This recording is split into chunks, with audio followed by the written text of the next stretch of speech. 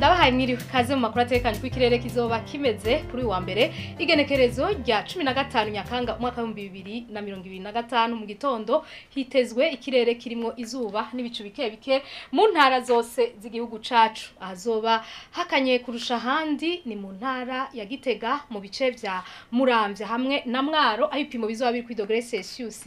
14 ku muhingamo hitezwe ikirere kirimo izuba n'ibicu bike bike mu ntara nka zose z'igihugu cacu uretse mu ntara ya Burunga mu gice ca Bururi aho hitezweyo imvura ahazoranga ubushuhe kurusha handi ni mu ntara ya Bujumbura mu gice ca Cibitoke aho ipimo bizoba biri ku degrees Celsius 33. Ejo mu gitondo izuba rizoseruka igihe cy'isaha 11:55 rirenge igihe cy'isaha 12 zuzuye neza. Amakuru atekanye ikirere agarukiye ngaha mwateguye n'ikigo Ijebu nayo Nadia Ndayizenje nayo bashikirije mwakoze kuyakurikira.